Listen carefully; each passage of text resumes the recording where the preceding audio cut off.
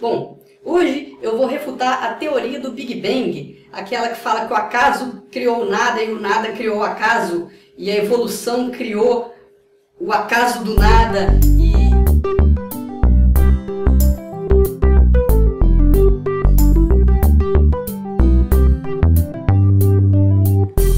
Pois é, né, gente? Se você tem dois ouvidos, você já viu alguma argumentação parecida com essa. Você já viu alguém chegar a você e dizer que acredita em Deus porque a teoria da evolução, isso, ou o Big Bang, aquilo.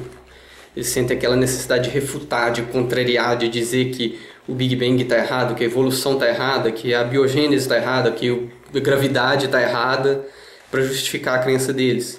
E ficam nessa ilusão assim, se eu te provar que a teoria X está errada, eu vou te fazer acreditar em Deus. Se você é uma das pessoas que tentam fazer isso, presta bem atenção no que eu vou dizer agora. Não é por causa de Big Bang, de teoria da evolução ou de qualquer teoria científica que eu não acredito em Deus.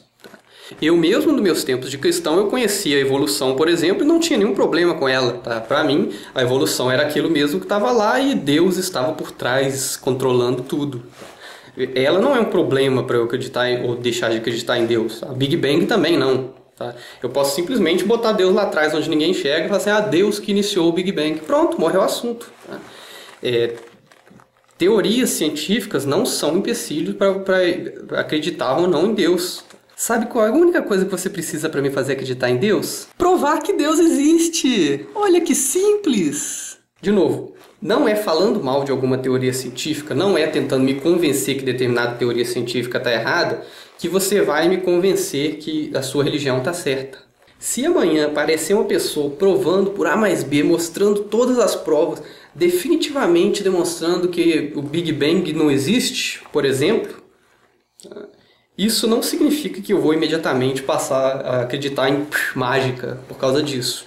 Eu vou querer saber qual vai ser a nova teoria que vai explicar as coisas. E qualquer que seja a nova explicação que aparecer, ela vai ter que ter evidências que dão suporte a ela.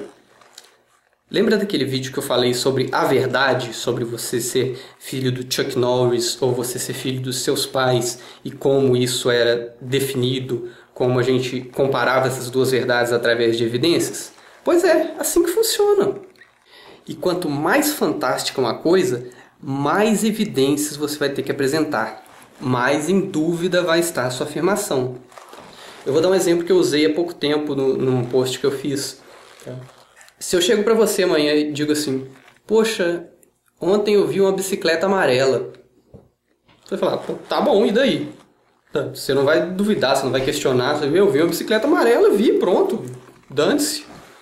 Agora se eu chego e dizer assim, acabei de ver um atropelamento ali na estrada com 10 vítimas.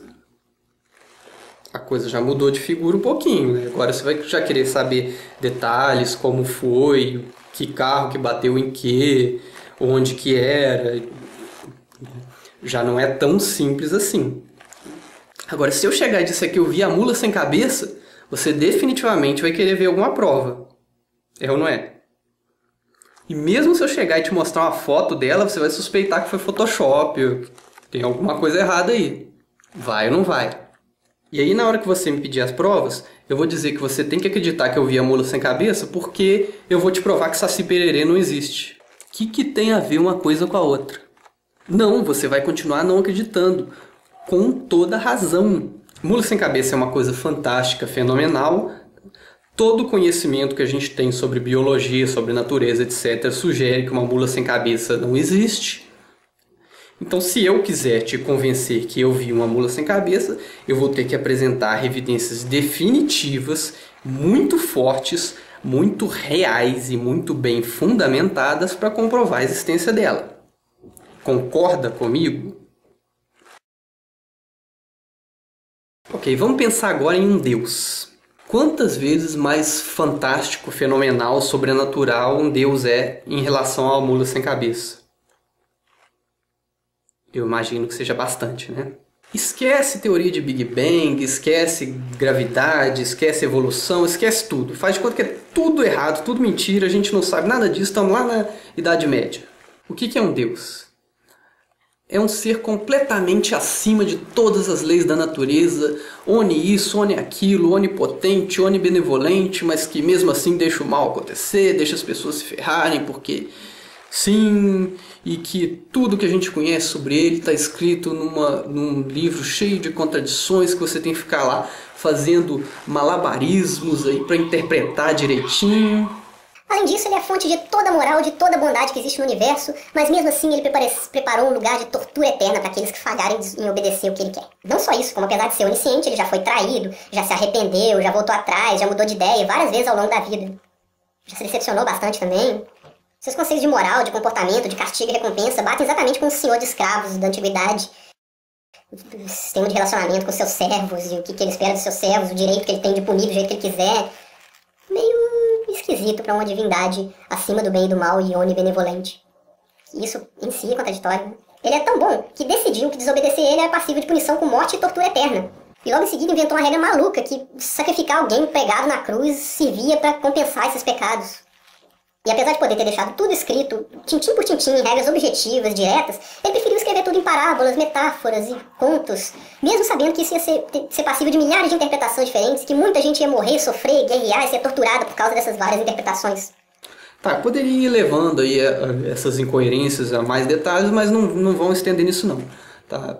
Só para constar, tá, que a única coisa que existe de concreto sobre esse Deus, sobre essa divindade, é um livro que não faz lá muito sentido, é questionável na melhor das hipóteses. E fora isso, não tem mais nada, não tem umazinha evidência real da existência dessa divindade. Tudo que a gente tem são pessoas querendo achar buraquinhos no nosso conhecimento, querendo achar lacunas na ciência, para dizer assim, hahaha, você não sabe explicar isso, foi Deus. E é por isso que eu não acredito não só no Deus cristão, como em nenhuma divindade de nenhuma religião que me foi apresentada até hoje. Porque todas elas se baseiam em fé. Nenhuma delas, nem aquelas que se fingem de científicas, espiritismo, foi capaz de apresentar uma evidência real, concreta, de seja lá o que for que eles afirmam. Tudo é baseado em testemunhos, em depoimentos, em sentir o poder da fé dentro de você, em milagres não comprovados, coisa do tipo. E é isso que você precisa me apresentar para eu acreditar na divindade da sua religião. Uma evidência de que as coisas que a sua religião afirma são verdade. Não adianta você tentar apagar a explicação que existe de alguma coisa, porque a ciência, quando encontra alguma coisa sem explicação, o que ela faz não é simplesmente dizer foi Deus e acabou o assunto, não. O que ela faz é pesquisar com dados reais até obter a explicação que não conhece. E se você invalida uma dessas explicações, o que a ciência vai fazer é voltar a pesquisar até conseguir outra explicação. Ninguém vai dizer foi Deus para qualquer coisa inexplicada, até que tenha uma prova, uma evidência que foi Deus. Deu para entender agora? Ficou claro isso? Beleza então, gente. Era só isso hoje. Obrigado e até a próxima.